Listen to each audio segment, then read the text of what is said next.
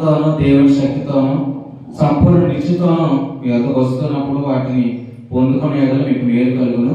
చాలా సంతోషం. చిన్న ప్రార్థన చేసుకుందాం. దానికంటే ముందుగా ఒక వచనాన్ని మనం చదువుకుని ప్రార్థన చేసుకుందాం. రోమిలికి రాసిన పత్రిక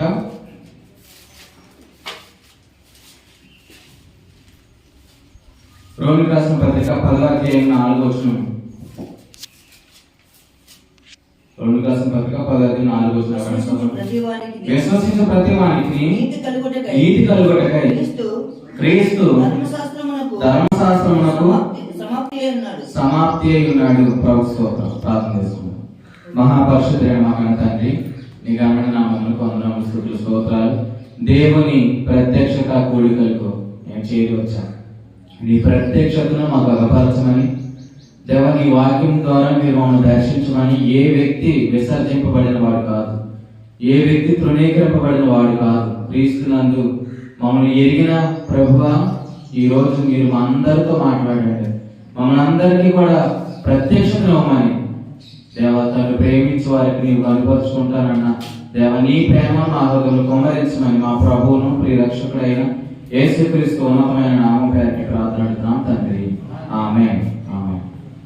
దేవుని యొక్క వాక్యాన్ని ఈ ఉదయకాలపు వేళ మనం ధ్యానం చేద్దాం. నిర్గమాకాండము 37వ వచనంలో ఒక మాట చదువుకున్నాం. రండి అందరూ కూడా బైబిల్ ఓపెన్ చేసి నిర్గమాకాండము 37వ అధ్యాయము మొదటి వచనాన్ని చదువుకుందాం. నిర్గమాకాండం 37వ అధ్యాయం మొదటి వచనం.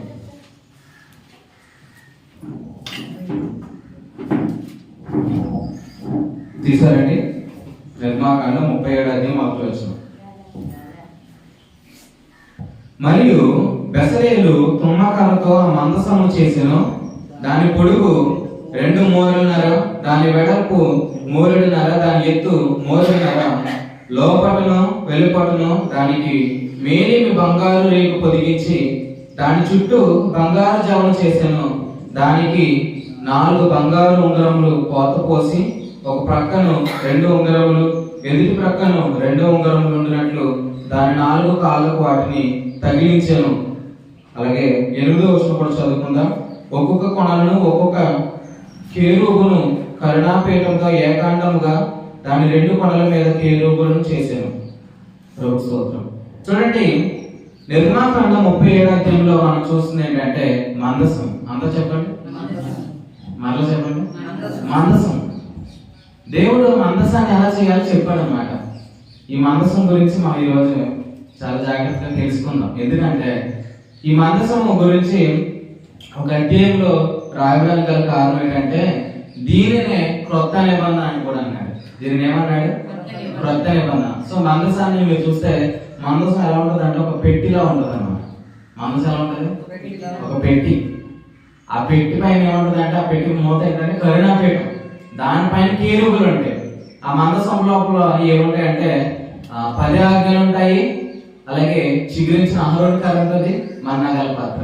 3 ఆ మందసంలో ఉంటాయి. చెప్పండి అందరూ కూడా. 10 ఆజ్ఞలు, చిగురించిన అహరోను కర్ర, మన్నాగల పాత్ర. ఈ 3 కూడా మందసంలో ఉంటాయి. అయితే ఈ 3టిని కూడా కప్పేసింది ఏంటంటే కరుణాపీఠం. కరుణాపీఠం పైన ఏముంటాయంటే కేరుబులు ఉంటాయి. ఈరోజు వాటిని బట్టి ప్రభు ఏం మాట్లాడతాడో మనం తెలుసుకోవాలి. మందసాన్ని దేవుడు దేంతో చేయమన్నాడంట? తుమ్మకర్రతో. దేంతో? తుమ్మకర్రతో. అంతేకాదు దాన్ని బంగారపు రేకు పొదిగించమన్నాడు. తుమ్మకర్ర తెలుసా? తుమ్మకర్ర ఎలా ఉంటది? నల్లగా ఉంటది. బంగారం తెలుసా? బంగారం తెలియని వాళ్ళు ఉండలేండి. ఇక్కడ అందరికి బంగారం తెలుసు. బంగారం ఒంటి మీద కనబడుతుంది, మెరుస్తుంది.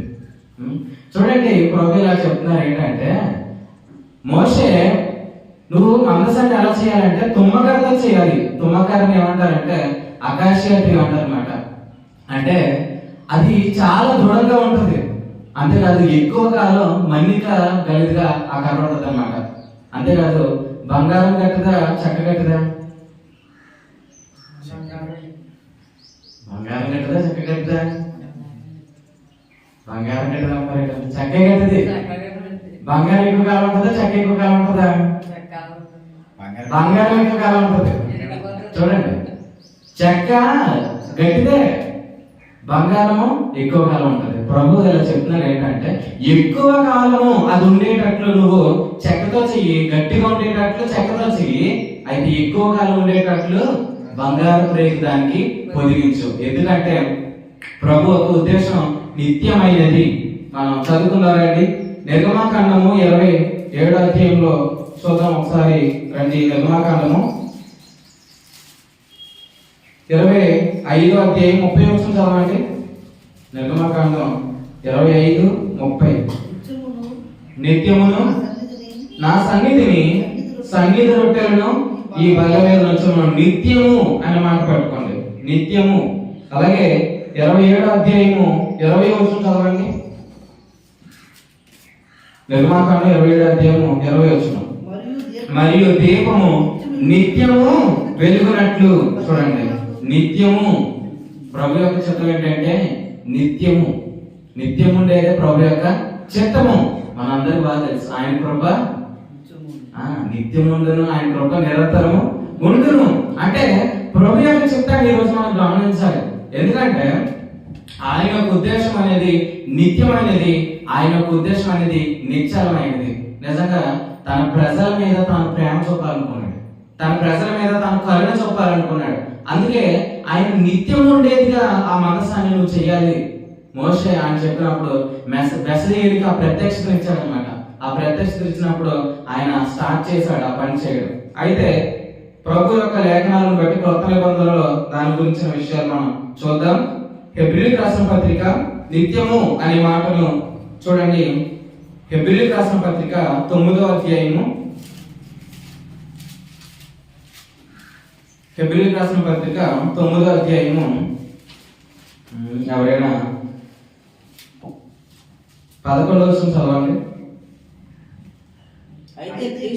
అయితే క్రీస్తు రాబోచున్న మేలుల విషయమై ప్రధాన యాజకుడిగా వచ్చి తానే నిత్యమైన విమోచన సంపాదించి. చూడండి, ఇక్కడ మనం చూస్తాం నిత్యమైన విమోచన. అలాగే చూడండి 14వ వచనం, నిత్యుడగు ఆత్మ అనే మాట చూస్తాం. అలాగే 15 చదవనప్పుడు చివరిగా, ఈ హేతువు చేత మొదటి నిబంధన కాలంలో జరిగిన అపరాధముల నుండి విమోచనం కలుగుటగా ఆయన మరణం పొందినందున పిలువబడిన వారు నిత్యమైన స్వాస్థ్యమును గూర్చిన వాగ్దానం. చూడండి, 3 మాటలు చదివించాను. నిత్యమైన విమోచన, నిత్యుడగు ఆత్మ, నిత్యమైన స్వాస్థ్యం. ఈ 3 ఎన్ని అధ్యాయంలో ఉన్నాయి? ఒకే అధ్యాయంలో ఉన్నాయి. అంటే ప్రభు జీవితంలో ఆయన కార్యం ఎలాంటిది అంటే నిత్యము. నాతో పాటు చెప్పండి, నిత్యమైన విమోచన, నిత్యుడగు ఆత్మ, నిత్యమైన స్వాస్థ్యం. ఆ స్వాస్థ్యం అనే నిత్య జీవం అన్నాడు. చూడండి, ఆయన మనకిచ్చిన నీతి, ఆయన మనకు కలగజేసిన విమోచన ఎలాంటిదంటే నిత్యమైనది. అంటే ఏంటి? ఆయన మనలను నీతిమంతులుగా తీర్చాడు. ఇక్కడ ఎంతమంది నీతిమంతులు ఉన్నారు? మనందరం అన్నప్పుడు అందరూ చేతులు. ఇక్కడ పాపం చేయని వాళ్ళు ఎంతమంది ఉన్నారు? పాపం లేని వాళ్ళు ఎంతమంది ఉన్నారు?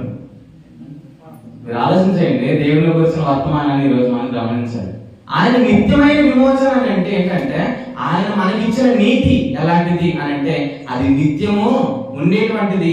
దాన్ని ఎలా అన్నాడు? అది సంబంధం. సంబంధం అనేది పోయేది కాదు. సంబంధం పోతుందా? పోదాం. ఇప్పుడు చూడండి, పెద్ద కుమారుడు ఉన్నాడు, తండ్రికి 2 కుమారులు ఉన్నారు. చిన్న కుమారుడు, పెద్ద కుమారుడు. చిన్న కుమారుడు ఆస్తిని పట్టుకుని దూరదేశానికి వెళ్ళిపోయాడు. అంటే తప్పు చేశాడు.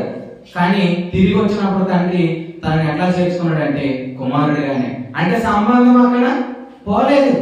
నేను కూడా అంటున్నాను ఏంటంటే ప్రభు మనకి ఇచ్చిన నీతి, ప్రభు మనకి ఇచ్చిన ఆ యొక్క విమోచన అనేది ఎలాంటిది అంటే అది నిత్యమైనది. మన నీతి పోయేది కాదు. పోయేది కాదనేది బాగా ఉంది. కానీ ప్రార్థించామనుకున్న కొంతమంది ఏమంటారు?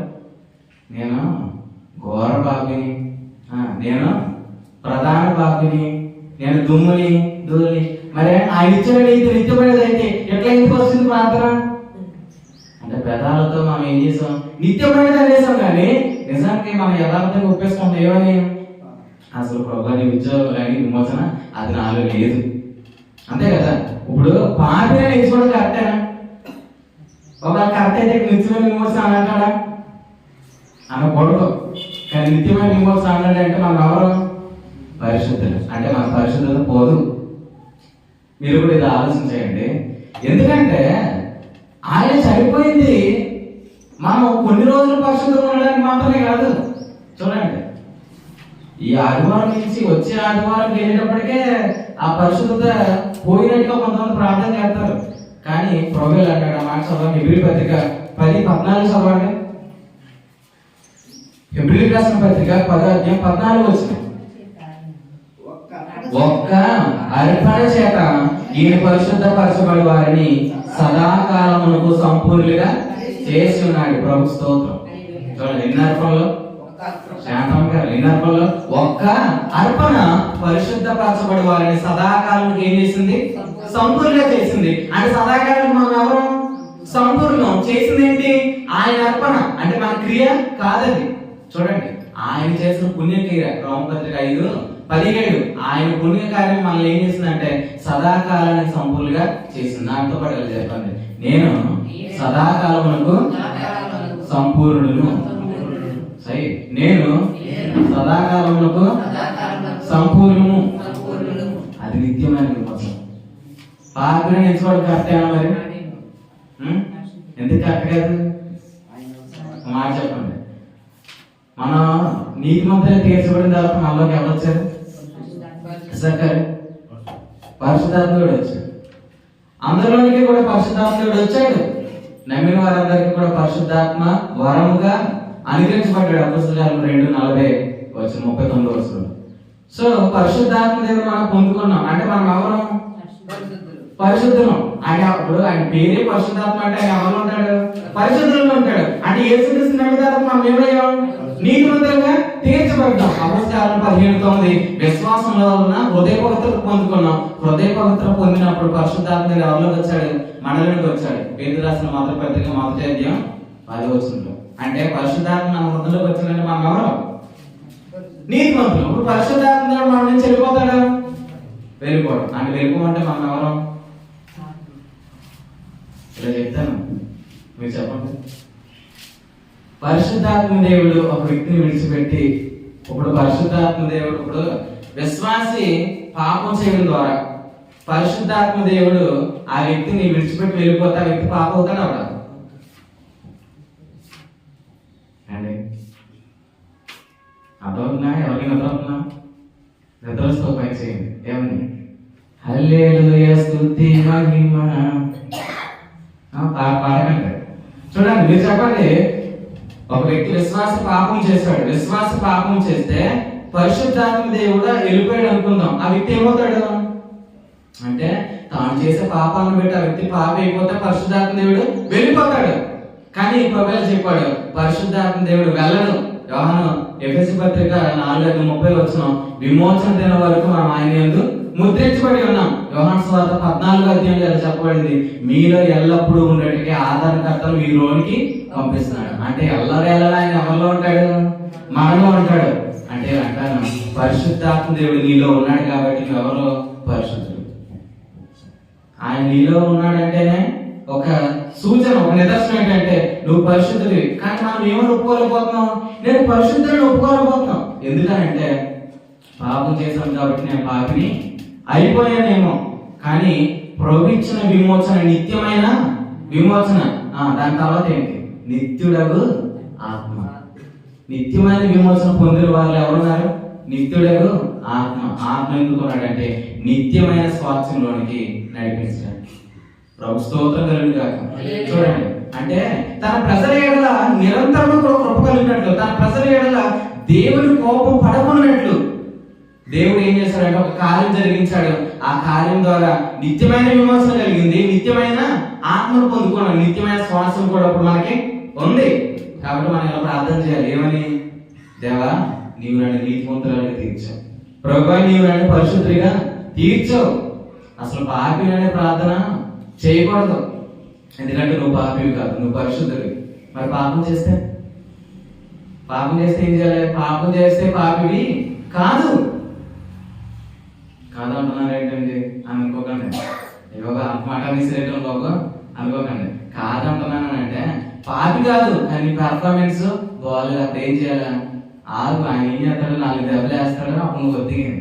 చూడండి, కుమారుడు తప్పు చేస్తే ఏం చేస్తారు? బెల్తో కొడతారు కదా, దండన చేస్తారు. అలాగే దేవుడు మనం ఎప్పుడైతే విశ్వసించామో దేవుడికి మనం ఏమయ్యాం? కుమారులు అయ్యాం, కుమార్తెలు అయ్యాం. ఇప్పుడు మనం తప్పు చేస్తే దేవుడు ఏం చేస్తాడు? శిక్ష చేస్తాడు. అలాగని కొడుకు కాదని ఆయన అంటారు. అంటే మీరు కూడా ఇలా చేయాలి. ఏంటంటే చేసిన దాన్ని బట్టి మనం ఎంచుకోకూడదు, ఆ ఇచ్చిన సంబంధాన్ని బట్టి మన ప్రార్థన ఉండాలి. దాన్ని అన్నాడు, దాన్ని బంగారంతో చెయ్యి, దాన్ని తుమ్మకరతో చెయ్యి. కారణం ఏంటంటే నా ప్రజల మీదకి ఏం రావాలి? నీ కరుణ రావాలి, నీ కోపము రాకూడదు. ఇప్పుడు ఆయన కోపం ఎప్పుడు వస్తుంది? ఇందాకన్నా కదా, కొడుకు మీద కోపం ఎప్పుడు వస్తుంది? తప్పు చేసినప్పుడు. ఆడు తప్పు చేసిన వాడికి మీ ముందు నిలబడినప్పుడు. అంతేనా? దేవుడు కూడా కోపం వస్తుంది కదా. చూడండి, నిర్గమాకాండంలో చదవండి. నిర్గమాకాండంలో 20వ అధ్యాయంలో మీరు చూడండి, ఇందాక చదువుకున్నాం కదా, 32. నిర్గమాకాండం 32 వాక్యాన్ని శ్రద్ధగా వినండి, మీకు అర్థమవుతుంది. నిర్గమాకాండము 32వ వచనము, 2వ అధ్యాయము చూడండి, 9వ వచనం, 10వ వచనం చదవండి. 10 నిర్గమాకాండం 32:10.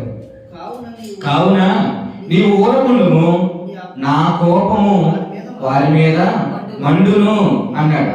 చూడండి, నా కోపం వారి మీద మండును అంటే దేవుని కోపం ఎవరి మీద ఉంది? ఇశ్రాయేలు మీద ఉంది. ఎందుకు ఉంది? 17 చదవండి, 18 చదవండి. 31:18. మరియు ఆయన సీనాయి కొండ మీద మోషేతో మాట్లాడుట చాలించిన తర్వాత ఆయన తన శాసనం గల 2 పలకలను అనగా దేవుని వ్రేలుతో రాయబడిన రాతి పలకలు అతనికి ఇచ్చాను. అంటే దేవుడికి ఎందుకు కోపం వచ్చింది? ఇప్పుడు ఇలా చూడండి, దేవుడు ఎన్ని ఆజ్ఞలు ఇచ్చాడు? 2 పలకలు ఇచ్చాడు. 2 పలకలు. ఆ 2 పలకలు ఎన్ని ఆజ్ఞలు ఉన్నాయి? 10 ఆజ్ఞలు. వేరు ఎన్ని ఆజ్ఞలు? మీ చేతికి ఎన్ని? 10,000. అలా గుర్తుపెట్టుకోండి, 10 ఆజ్ఞలు. అర్థమైందా? ఇప్పుడు 10 ఆజ్ఞలు ఇచ్చాడు. ఇప్పుడు దేవుడికి ఎందుకు కోపం వచ్చింది? ఎందుకు కోపం వచ్చింది అంటే 10 ఆజ్ఞలు మొదటి ఆజ్ఞ ఏంటి? నేను తప్ప వేరే దేవుడు నీకు ఉండకూడదు. ఇప్పుడు నిర్గమాకాండం 32 ఏం జరిగిందో తెలుసా? వీళ్ళు విగ్రహం చేశారు. ఇప్పుడు దేవుడు దేని బట్టి చూశాడు వాళ్ళని కోపడ్డానికి? అసలు ధర్మశాస్త్రంలో మొట్టమొదటి ఆజ్ఞ ఏంటంటే విగ్రహం. ఇక విగ్రహం చేశారు కనుక ఆయనకి ఏమొచ్చింది? కోపం వచ్చింది. అంటే ధర్మశాస్త్రం బట్టి దేవుడు వీళ్ళని చూసినప్పుడు వీళ్ళ మీద ఏమొచ్చింది? కోపం వచ్చింది. చూడండి మీకు అర్థమవుతుంది. అంటే దేవుని ఉగ్రత మన మీద రావడానికి కారణం ఏంటి? మనం ఆయనకి పాపులుగా కనబడుతు ద్వారానే కదా. అయితే దేవుడు ఎలా చేశాడు ఏంటంటే ఆయన ఇచ్చిన 10 ఆజ్ఞల వలన ప్రజలందరి మీదకి దేవుని ఉగ్రత వచ్చేస్తుంది, దేవుని కోపం వచ్చేస్తుంది. కాబట్టి వాళ్ళ మీద సమాధానం కలగాలి, వాళ్ళ మీదకి కృప కలగాలి. కాబట్టి మోషే నువ్వేం చేస్తావంటే మందసము చెయ్యి, చేసిన తర్వాత దాంట్లో ఈ 10 ఆజ్ఞలు పెట్టు, మన్నాగల పాత్ర పెట్టు, చిగురిన ఆభరణాలు పెట్టు, దానిపైన కరుణాపీఠం పెట్టని చెప్పాడు. ఏం పెట్టాలి? కరుణాపీఠం పెట్టాలి. కరుణాపీఠం పెట్టకపోతే ఏం జరిగింది? ఆయన కోపం వారి మీద పడుతుంది. ఇప్పుడు కరుణాపీఠం ఏం చేసింది? కరుణాపీఠం పెట్టని ఏం చేసింది? 10 ఆజ్ఞలు కనబడకుండా చేసింది. ఏం చేసింది? ఇప్పుడు దేవుడు దేని బట్టి కంపేర్ చేస్తాడు? అసలు కంపేర్ చేసింది లోపల ఉండిపోయింది, అది దేవుడికి కనబడట్లేదు. అంటే ఇప్పుడు ప్రజల మీదకి ఏమొస్తుంది? కరుణ మాత్రమే వస్తుంది. అంటే దేవుని ప్రజల మీదకి కరుణ రావాలి. తన ప్రజలను ప్రేమిస్తున్నాడు. ప్రేమించే ఐగుప్తుని వారిని ఏం చేశాడు? రప్పించాడు. ఇప్పుడు దారిలో వచ్చి చంపేయాలా? లేదు. తన ప్రజల మీద కోపం రాకూడదని మోషే అడ్డుపడి ఏమన్నాడు అంటే నేనేం చేయాలో చెప్పు. అంతేకాదు, నేనేం చేయాలో చెప్పు, నేను ఎలా అంటాను? ధర్మశాస్త్రం అనేది ఉగ్రతను పుట్టిస్తుంది. చదవండి రోమపత్రిక, రోమిలికి రాసిన పత్రిక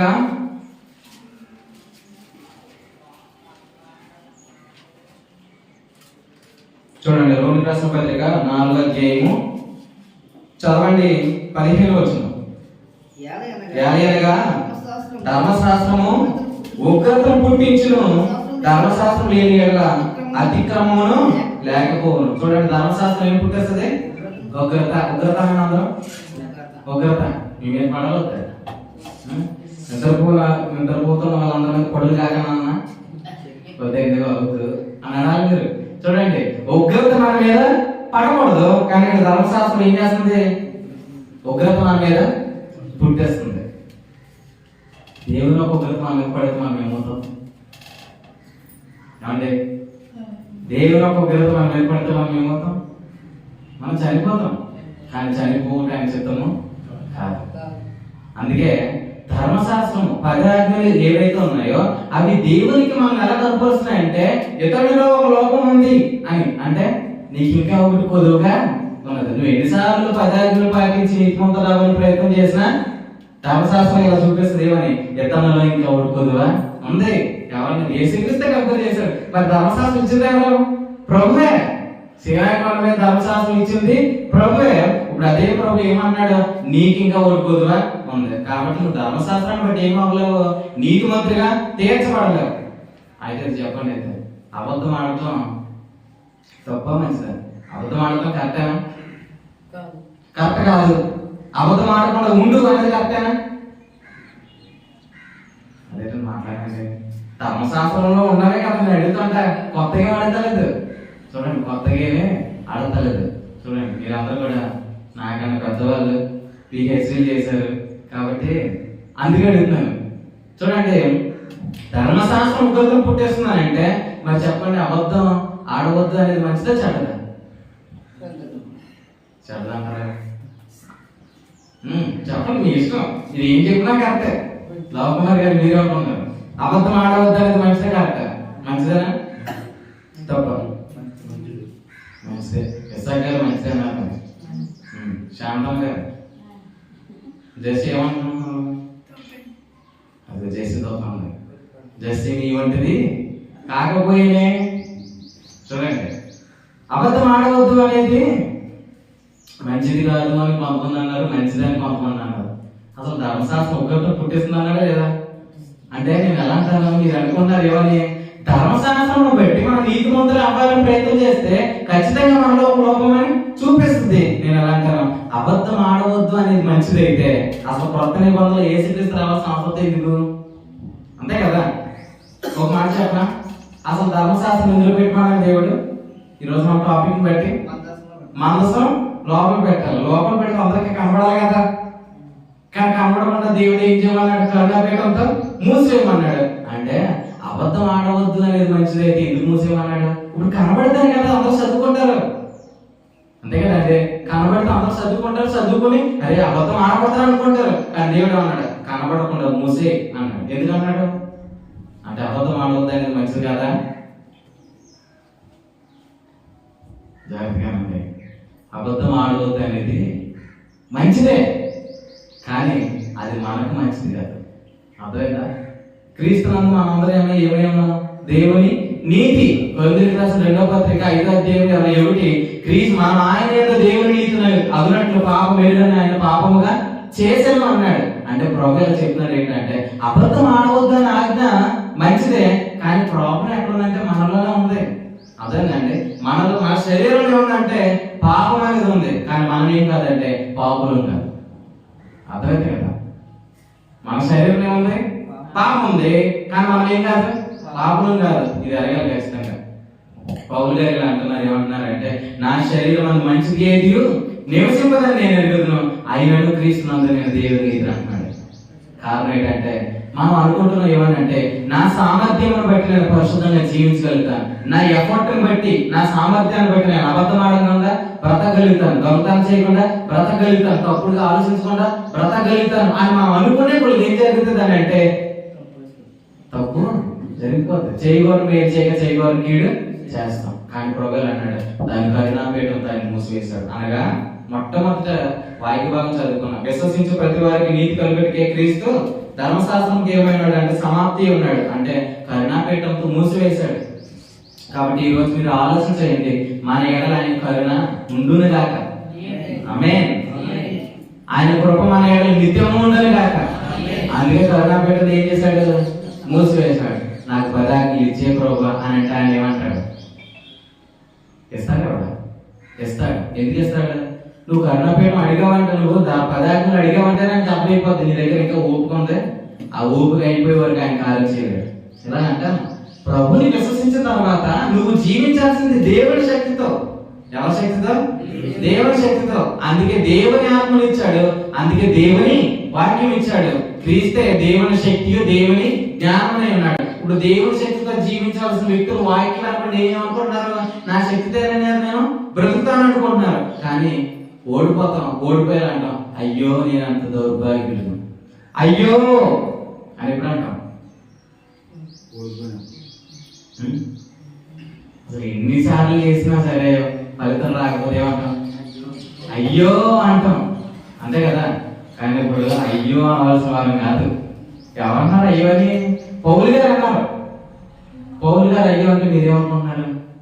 ఆహా అనుకున్నారా? పౌలు గారు అయ్యో అన్నాడంటే అసలు నేనంట అనుకున్నారు మీరు? చూడండి, మీరు ఆలోచించండి. పౌలు గారు ఒకప్పుడు అనుకుని చెప్తున్నాడు. ఒకప్పుడు ఆయన పరిచయుడు, ధర్మశాస్త్రంలో ప్రావీణ్యత గలవాడు, ధర్మశాస్త్రాన్ని ఎరిగినవాడు. ధర్మశాస్త్రం బట్టి ఆయన జీవించడానికి ప్రయత్నం చేశాడు. తన సామర్థ్యాన్ని బట్టి నేను మంచిగా ఉండాలి, నా సామర్థ్యాన్ని బట్టి నేను అందరికీ కూడా మంచిగా కనపడాలని కోరుకున్నాడు. కానీ ఇలా అన్నాడు, అయ్యో నేను ఎన్ని చేసినా సరే నా వల్ల కాలేదు. కానీ పైకి చెప్పాడా? నేను ఓడిపోతున్నాను పైకి చెప్పలేదు. చాలా చెప్తుంటే నాకు తప్పండి, మీరు తప్పండి అని చాలా తగ్గించేసుకున్నాడు. ఫ్రూట్స్ చెప్తారు కదా, చాలా కప్పినప్పుడు ఫ్రూట్స్ కూడా తీసేసుకున్నాడు. మరి కానుక ఇవ్వండి అని తీసేసుకున్నాడు.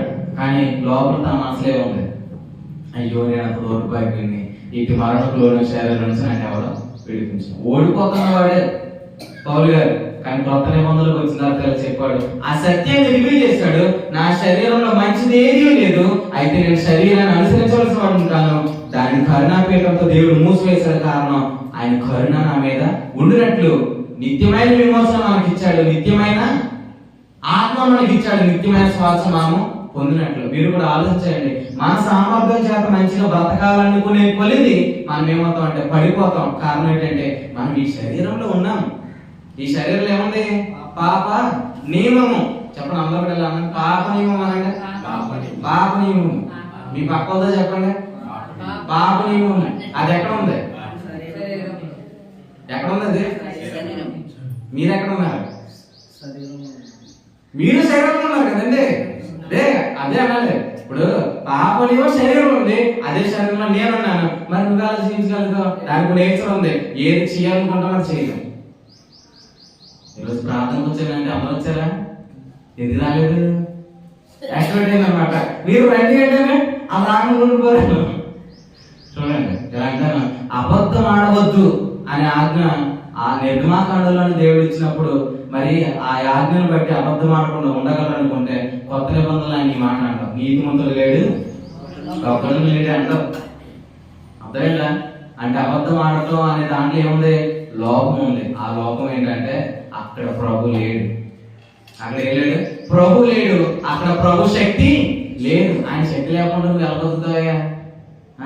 ఆయన శక్తి లేకుండా నువ్వు ఎలా జీవిస్తావు? మనం అనుకుంటాం మన శక్తి ద్వారా అది జరగదు. నీ శక్తి ద్వారానే అయినాడు, నీ బలం ద్వారానే అయినాడు, కానీ దీని ఆత్మ ద్వారానే జరుగుతున్నాడు జకర్యా గ్రంథంలో. కాబట్టి ఈరోజు నేను కంట్రోల్ చేసుకుంటానండి. కంట్రోల్ చేసుకుంటా అనుకుంటే, కంట్రోల్ చేసుకుని కూడా జయిస్తా అనుకుంటే పరిశుద్ధాత్మ ఎందుకు? లేదు, ద్రాక్షరసం అయిపోవాలి. అది ఆయన సమయం. ద్రాక్షరసం అయి వచ్చింది ఆయన దగ్గరికి. ఏమంటుంది? ఎలా చెప్పింది? ద్రాక్షరసం అయిపోయింది ప్రభు అని అడుగుతుంది. ఎక్కడ ఏమైపోయింది? ద్రాక్షరసం అయిపోయింది. అప్పుడు మరి వచ్చారు అడిగింది ఏమని? ద్రాక్షరసం అయిపోయింది, నువ్వు ఏదోటి. అప్పుడు ఆయన ఏమన్నాడు? ఆయన రెడీ అన్నాడా? లేదు, నా సమయం ఇంకా రాలేదు. ఎందుకు రాలేదంటే లాభం చేస్తారనమాట. ద్రాక్షరసం అయిపోయిందని చెప్పట్లేదు. ఏం చేస్తున్నారు? అది పోటెట్టి ఏమో నీళ్ళు వేస్తున్నారేమో. మరి ఇంకా ద్రాక్షరసం ఉంది. అయిపోవాలి, పూర్తిగా అయిపోవాలి. ద్రాక్షరసం పూర్తిగా అయిపోవాలి. నీ శక్తి పూర్తిగా అయిపోవాలి. ఆయన శక్తి నీళ్ళు వినియోగపరచలేడు. మన శక్తి అయిపోవాలి. నా వల్ల కాదు ప్రభు అని అనుకున్నప్పుడు ప్రభు నీ దగ్గరికి వస్తాడు. ఐ హెల్ప్ యూ అంటాడు. అర్థమైందా? కాబట్టి నా శక్తి ఉందండి అని మనం ఏం చేయకూడదు? దేవునికి కనుపరచుకోకూడదు. నా వల్ల ఏమీ కాదు. ద్రాక్షరసం అయిపోయింది, ఇప్పుడు రాతి పాలన నీళ్ళతో నింపండి, ద్రాక్షరసం ప్రారంభమవుతుంది. కాబట్టి నిజంగా మీరు ఆలోచించండి, ద్రాక్షరసం అంటే మన సామర్థ్యం అయిపోయినప్పుడే ప్రభు ఏం చేయగలుగుతాడంటే తన సామర్థ్యాన్ని మన ఏదో వినియోగపరచగలుగుతాడు. కాబట్టి నా దగ్గర సామర్థ్యం ఉంది అనాలా లేదు అనాలా? అసలు నీ దగ్గర ఎలా ఉంటుంది సామర్థ్యం? క్రీస్తు అంతా నేనేమయ్యాను అన్నాడు, ఆయన చచ్చాను అన్నాడు. చదువుతారా? చదవండి. సామర్థ్యం ఉంది అనుకున్నారు కదా. చూడండి, గల్తీ పత్రిక 2:20. గల్తీ పత్రిక 2:20 తెలిసి వాక్యం అంటున్నావా? అర్థమవుతుందా? ప్రభుత్వం చూడండి, గల్తీ రాసిన పత్రిక 2:20 చదవండి. నేను క్రీస్తుతో కూడా సిలువ వేయబడి ఉన్నాను. చూడండి, నేను క్రీస్తుతో కూడా సిలువ వేయబడి ఉన్నాను. నాతో పాటు చెప్పండి, నేను క్రీస్తుతో కూడా సిలువ వేయబడి ఉన్నాను. నేను క్రీస్తుతో కూడా సిలువ వేయబడి ఉన్నాను. నేను క్రీస్తుతో కూడా సిలువ వేయబడి ఉన్నాను. నువ్వు సిలువ ఇవ్వబడ్డావా లేదా? 3 సార్లు చెప్పించింది నీకు చెప్పడానికే. వేయబడ్డాను. సిలువ ఎందుకు వేయబడ్డావు? యేసుక్రీస్తు ఎందుకు సిలువ వేశారు? చనిపోవడం.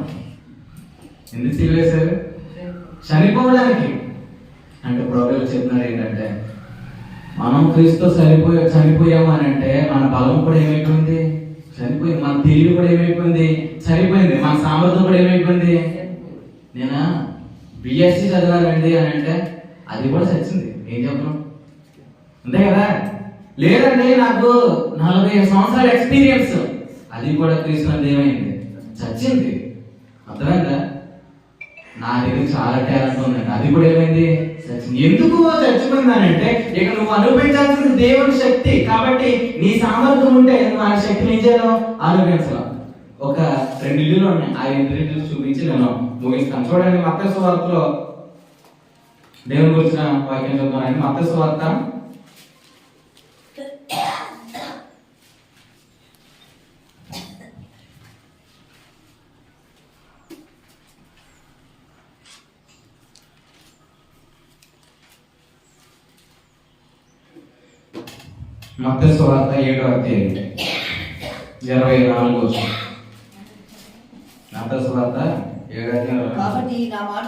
కాబట్టి ఈ నా మాటలు విని వాటి చెప్పున చేయి ప్రతి వాడును బండ మీద తన ఇల్లు కట్టుకొనిన బుద్ధిమంతుని పోలి ఉండును.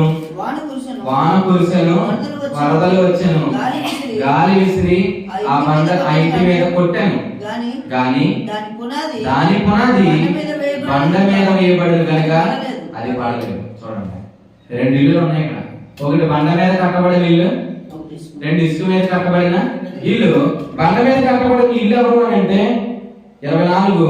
కాబట్టి ఈ నా మాటలు విని వాటి చెప్పున చేయవారు. బండ మీద కట్టబడిన ఇల్లు ఎవరు?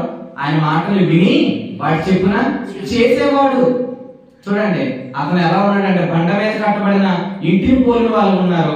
వాన వచ్చింది, వరదలు వచ్చింది, గాలి వీచింది, కానీ అది ఏమవలేదంట, పడిపోలేదంట. మీరు అట్లే ఉంది కాక. చూడండి, గాలి వీచినప్పుడు పడిపోవడమే, వరదలు వచ్చినప్పుడు పడిపోవడమే, అన్నిటికీ పడిపోవడమే. కొంతమంది చూడండి ప్రతిదానికి భయపడిపోతారండి జీవితంలో.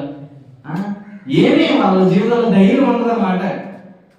మీరు కూడా ఆలోచించండి, మనం భయపడవలసిన వాళ్ళు. ఇప్పుడు అబ్రహాములో ఉన్న భయాన్ని చూసి ఏమన్నాడు? అబ్రహామా, భయపడకము, నేను నీకు కేడము. మీరు భయపడుతున్నారా?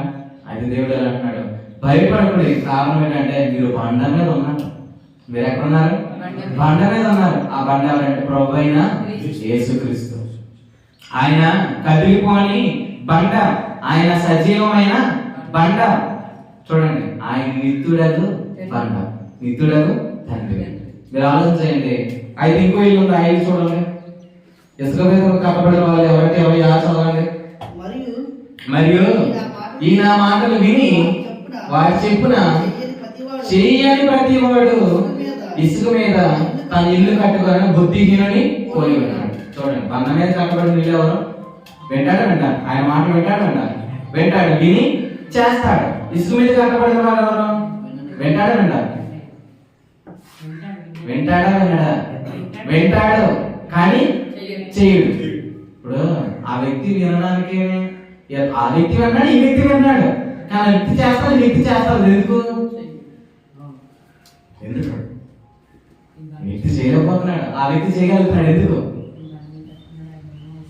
అమ్మది కట్టుకున్నాడండి, ఇసుమది కట్టుకున్నాడండి అని కాదు. చూడండి, ప్రభు ఎందుకంటే హృదయాన్ని ఎరిగిన దేవుడు ఆయన చెప్తుంది ఏంటంటే ధర్మశాస్త్రాన్ని వినగలుగుతాం వెళ్ళామా? ఏమండి వినగలుగుతాం వెళ్ళామా? పదార్థాలు వినగలుగుతాం వెళ్ళామా? వినగలుగుతాం. చేయగలుగుతాం చేయలేము. చూడండి, అది వినగలుగుతాం కానీ చేయలేము. కానీ ప్రభు వాక్యం వినగలుగుతాం, అది నెరవేరుతుంది. ఇది విశ్వాసమైన దేవుని ఏర్పాటు. నిజంగా ఈ పరిచయకు ఒక అద్భుతం ఏంటంటే ఇక్కడ నువ్వు ఏది చేయలేకపోయావో దాన్ని చేయగలుగుతావు. కారణం ఏంటంటే ధర్మశాస్త్రం దేనిని చేయలేకపోయినావు, దాన్ని దేవుడు చేశాను. చూడండి, రోమపత్రిక ధర్మశాస్త్రం దేనిని చేయలేకపోయినా దాన్ని దేవుడు చేశాడు. రోమిలకు రాసిన పత్రిక 8వ అధ్యాయము 2వ వచనం చదవండి. రోమిలకు రాసిన పత్రిక 8వ అధ్యాయం 2వ వచనం. క్రీస్తు యేసునందు జీవమునిచ్చు ఆత్మ యొక్క నియమము పాప మరణముల నియమం నుండి నన్ను విడిపించను.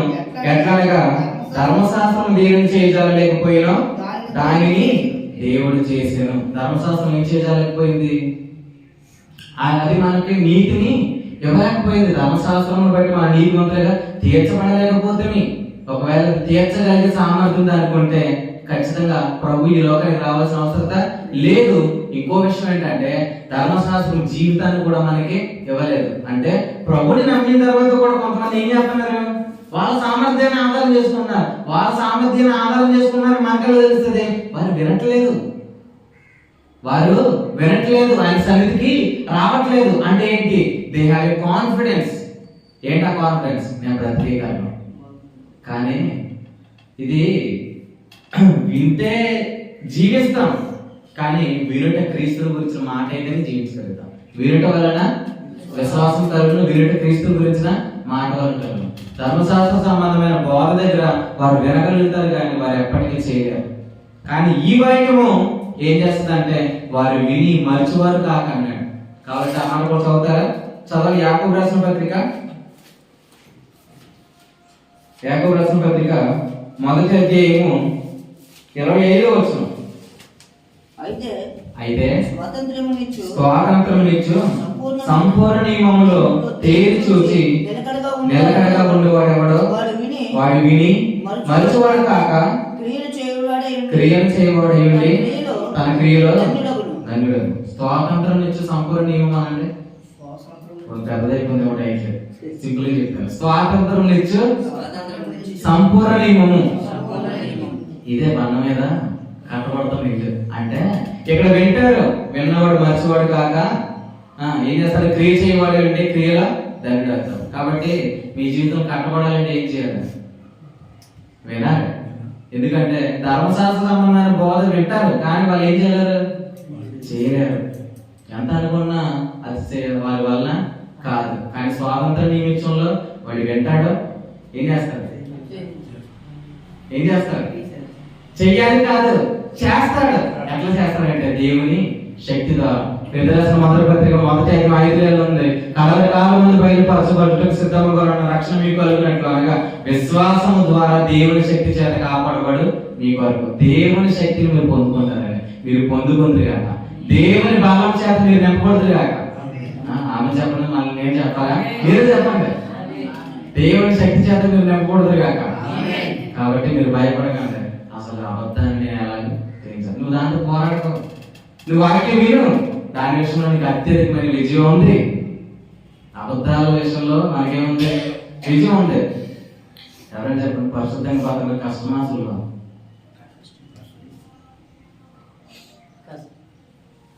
చెప్పిన సాంబార్ చెప్తే సాంబార్, లేకపోతే సాంబార్ లేదు. తమ్ముడు నువ్వు కూడా ఏమన్నా, నీకు కూడా అర్థమవుతుంది. చూడండి, పరిశుద్ధంగా బతకడం కష్టమా సులువా? కష్టమా నష్టం అనుకుంటున్నారా? నష్టం కాదు. చెప్పండి, కష్టమా సులువా? ఇప్పుడే కష్టం అన్నారు, అప్పుడే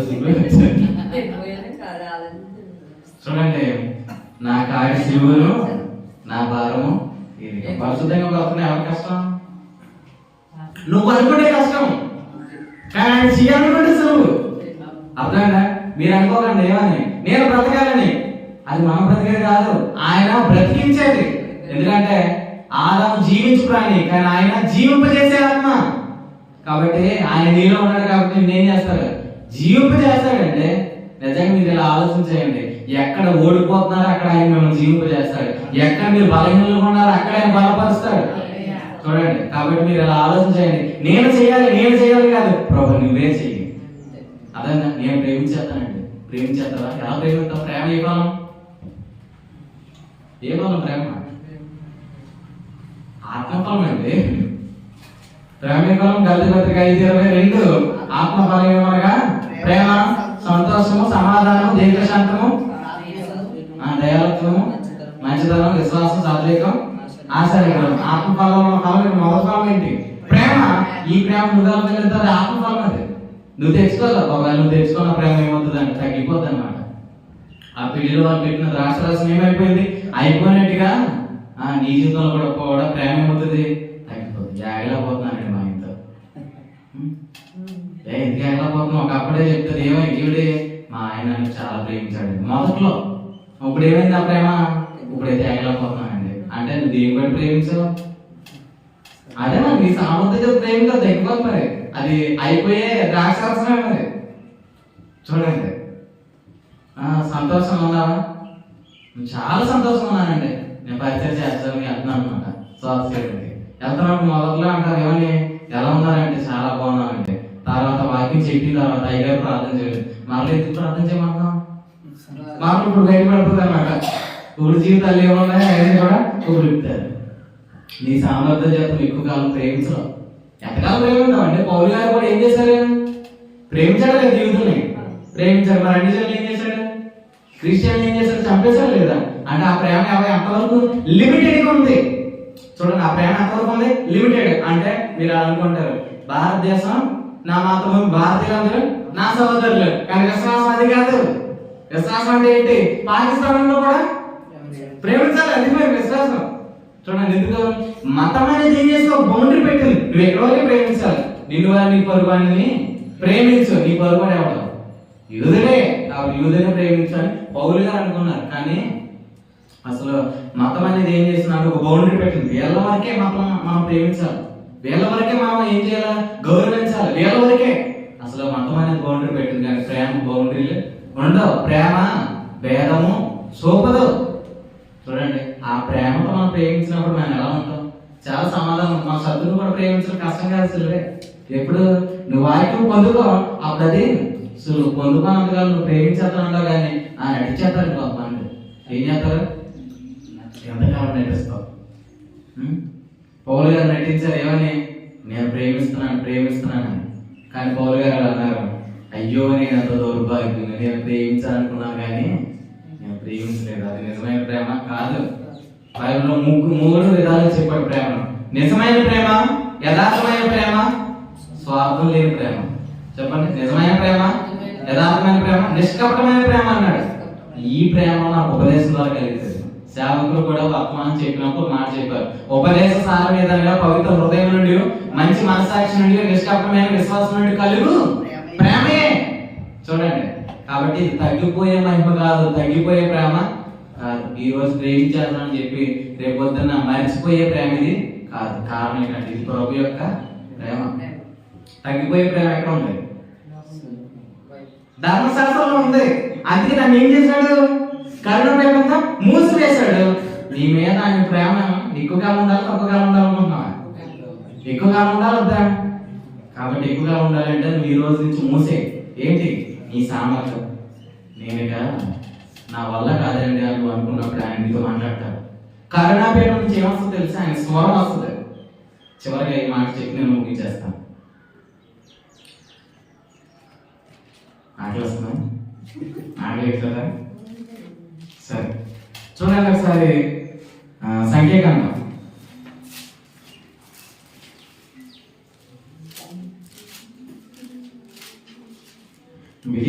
చేయలేదు అన్నారు కాబట్టి ఎక్కువసేపు చెప్పాలనుకుంటానండి. మరి మీకు ఆగలేకుండా లేదు. మరి చూడండి ఒకసారి ప్రభువు కోసం మాట చూడండి. సంఖ్యాకాండం 7వ అధ్యాయం 90వ వచనం. సంఖ్యాకాండం 7వ అధ్యాయం 90వ వచనం. మోషే యెహోవాతో మాట్లాడుటకు ప్రత్యక్ష గుడారంలోనికి వెళ్ళినప్పుడు సాక్ష్యపు మందసము మీద ఉన్న కరుణాపీఠము నుండి అనగా 2 కేరుబుల నడుము నుండి తనతో మాట్లాడిన యెహోవా స్వరము అతడు వినెను. అతడు ఆయనతో మాట్లాడిన. ప్రభు స్తోత్రం కలుగును గాక. హల్లెలూయా. చూడండి, ఆయన స్వరము అతడు వినెను. ఎక్కడి నుంచి?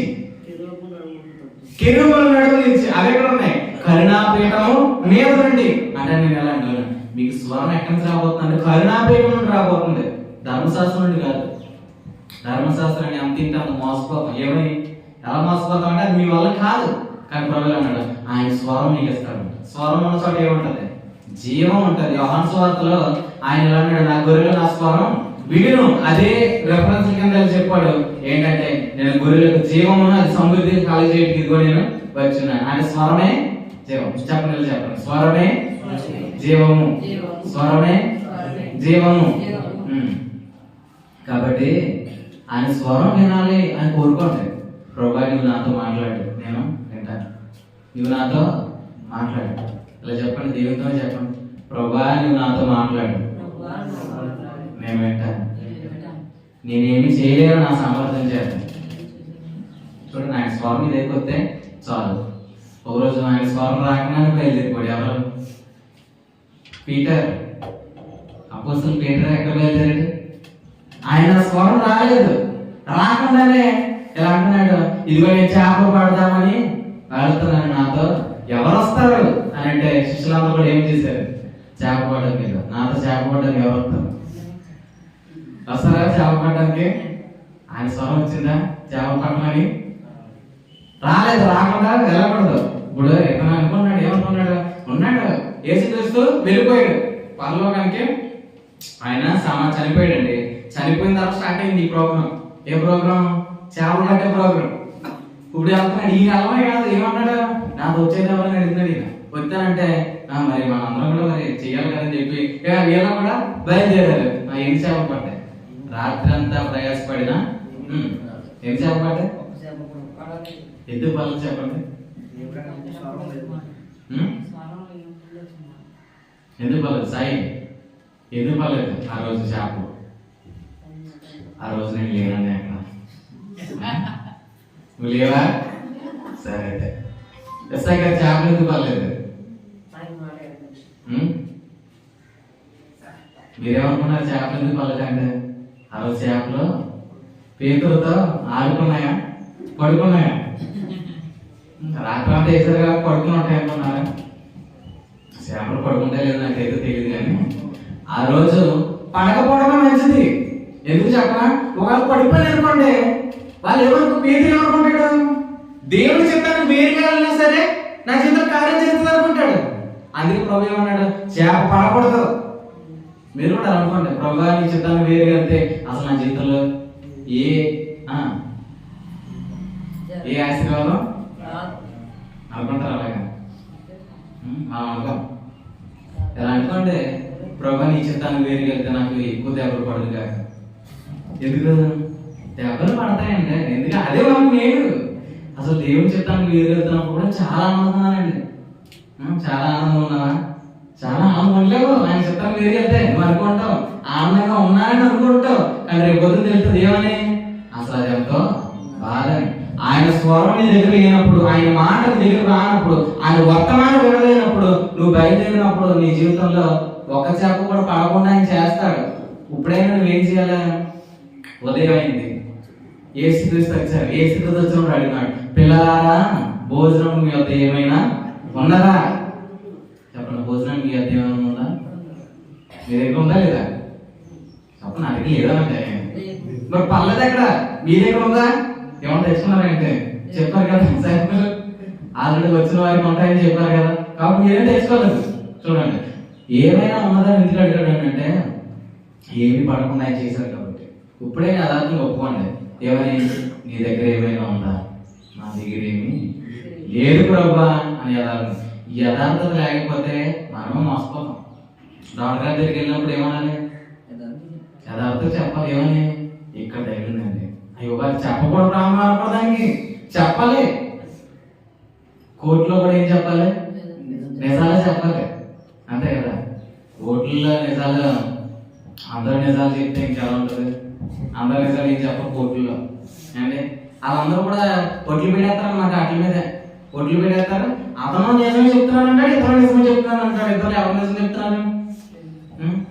కాబట్టి ప్రభు గారు ఆయన స్వరం లేనిదే మనం ఏం పట్టలేం. 153 చేపలు పట్టాయి ఆయన స్వరం వచ్చిన తర్వాత. పేతురు కుడి ప్రక్కన నువ్వు వల వేసిన తర్వాత ఇప్పుడు ఎన్ని చేపలు పట్టాయి?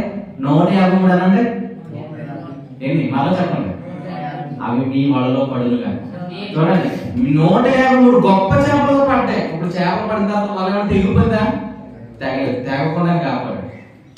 దేవుడు ఇచ్చేవి నీ జీవితంలో వస్తాయి. వచ్చిన తర్వాత మీకు పోవు.